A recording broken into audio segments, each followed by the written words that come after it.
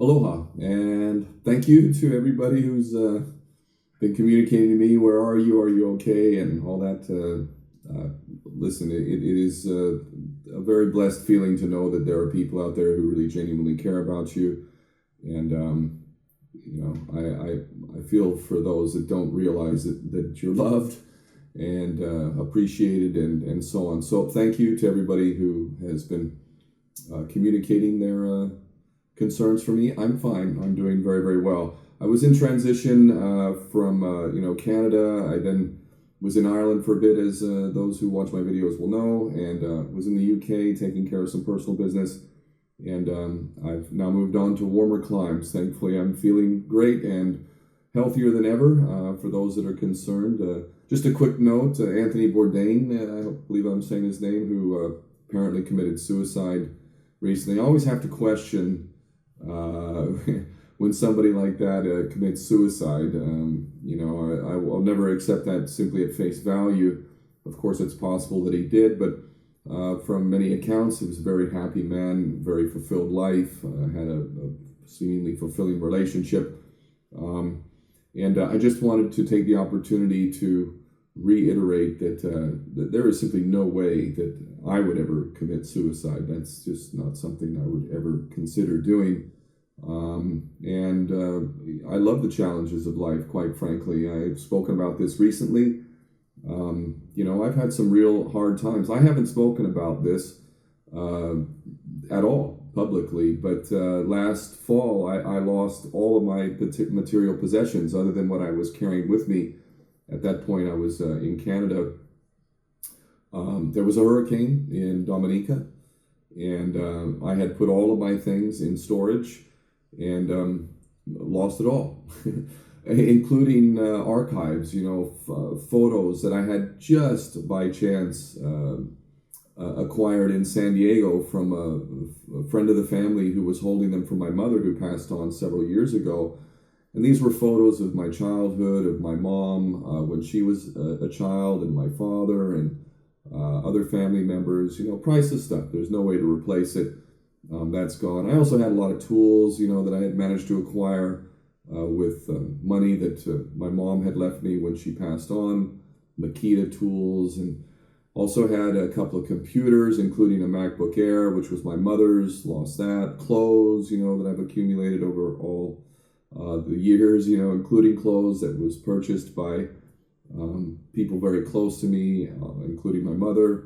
I didn't talk about it because, whatever, I'm not feeling sorry for myself. I mean, it still stings. I lost money as well. I had some money in silver, physical silver, which I had in my possession and ultimately in storage. That's all gone. Also, my girlfriend's stuff, some of her stuff was also lost in that. And, it wasn't nice, but I always like to turn negatives into positives. I'm not going to sit here and cry about my personal challenges. These challenges make me stronger. In the case of losing all these material things, including some archives that are priceless, to me, that's God's way of saying what's important. Are the material things what's really important? Because if they are, then you're going to be damn depressed about it all. But it's not.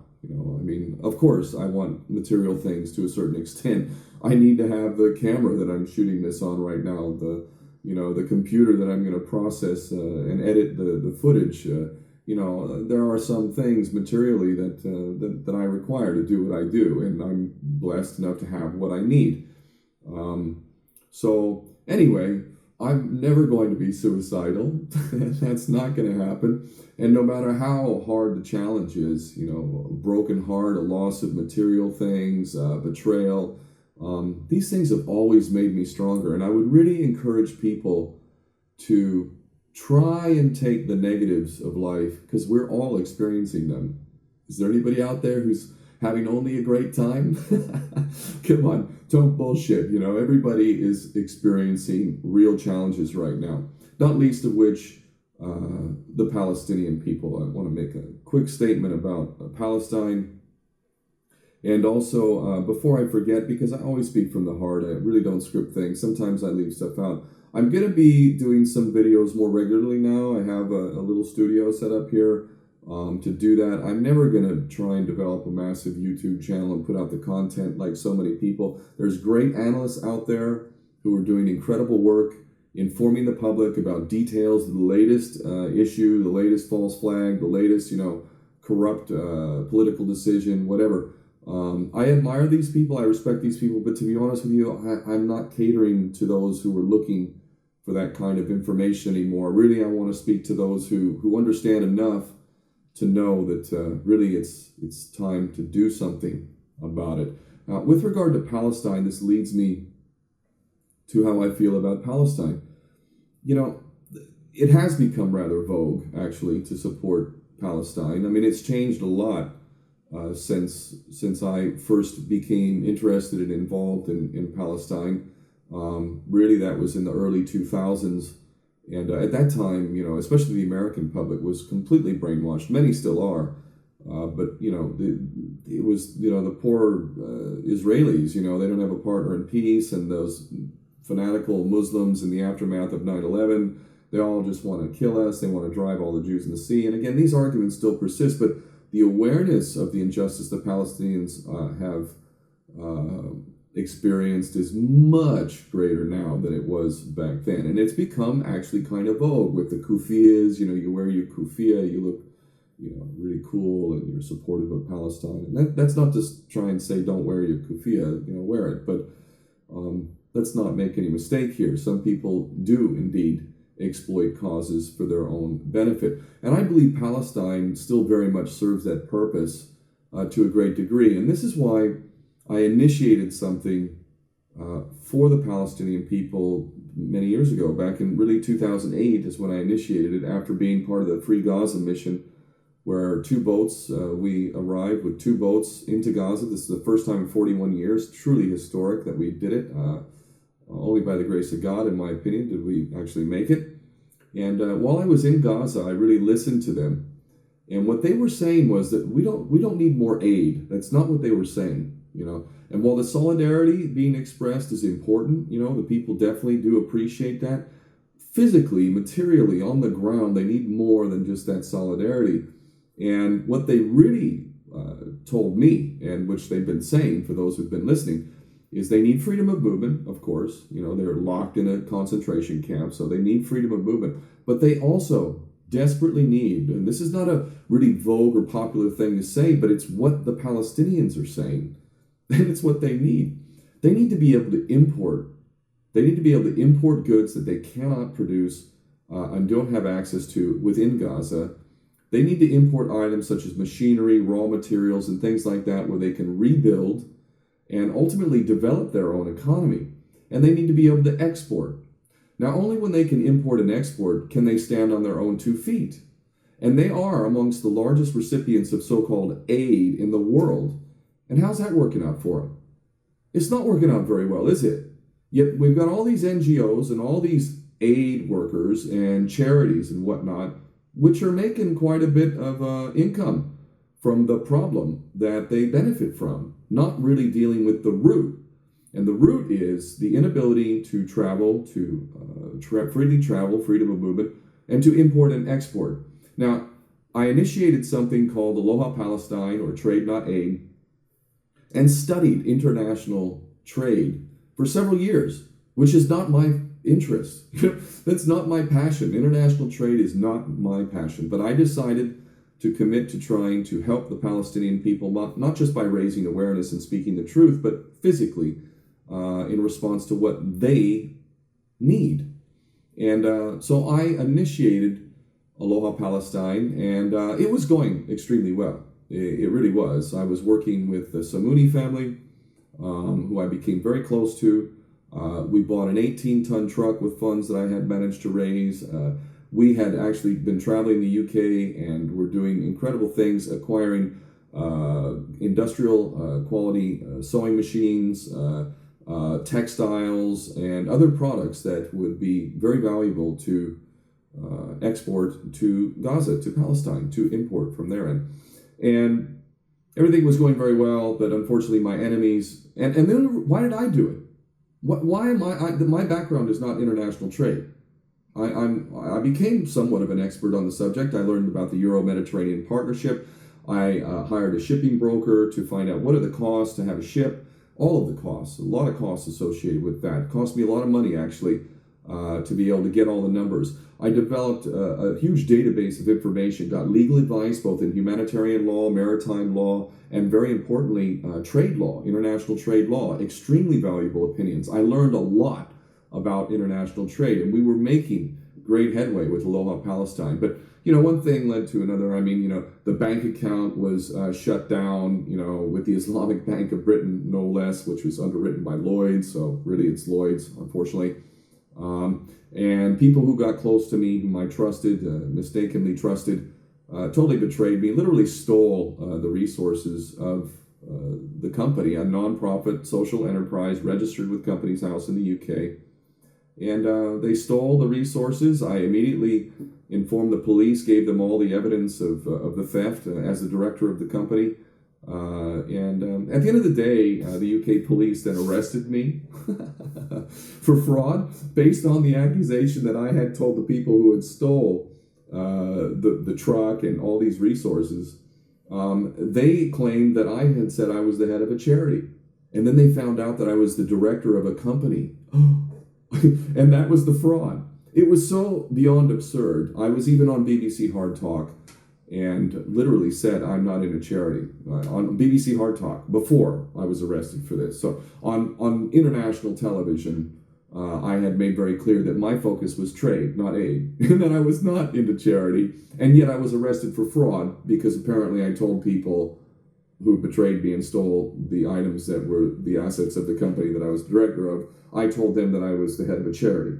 And I had supplied the police with the proof that they had stolen the assets of the company of which I was the director. So anyway, the bottom line is, I could sit here and whine and bitch about it all, over and over, but that's the way the cookie crumbles, as they say. And I was not able to succeed. And I also know that the Samuni family was directly threatened. I've not discussed that publicly either, but I know for a fact, and actually have proof of it as well, that they were threatened. And so I literally had to step back, in all honesty. And my enemies have used this and other experiences to show that, or to claim that I'm some sort of fraud, that I'm doing this all for money. And here's the thing, that's an easy accusation to make, especially when you're using hearsay. And even the UK police arresting me, they never charged me, by the way. They arrested me, they stole all my computers, they had all my computers and hard drives for 5 months, and after 5 months they said, oh yeah, no further action. By that point, the mission was effectively destroyed. And I spent about 1.5 years defending myself and producing the documentation, the proof of what had happened. And I supplied that actually to the officials in Gaza, Hamas. I went specifically back down to Gaza at great risk to myself to supply them with that and also present myself if there was any actual evidence to show that I had committed some sort of fraud, which of course I did not. The only reason why I was doing an international trade mission was because people who were qualified to do that, including Palestinians and Arabs themselves and Muslims, people who are well-versed in international trade, who are making money, who have expertise in it, won't do it because they're more concerned apparently with making money than taking the great risk involved in conducting trade. But if we did conduct trade for Palestine instead of a humanitarian aid mission, which is apparently what's in vogue because nobody seems to want to do a really large-scale trade mission, if we actually had a European-based company doing trade with Palestine, sending off a ship, and the Israelis interfered with it, this would cause massive, massive problems for Israel and the EU, who work together, of course, at the expense of the Palestinians. We could create the context in which we choose the battle. We choose the circumstances of the conflict, the time of the conflict, and the context. And this is basic martial arts. It's intelligent, it's strategic, and it could be done. But unfortunately, I failed, and I have to take responsibility for my failure. The problem with taking on huge goals is that they're very difficult. I, as my biggest goal, want a better world.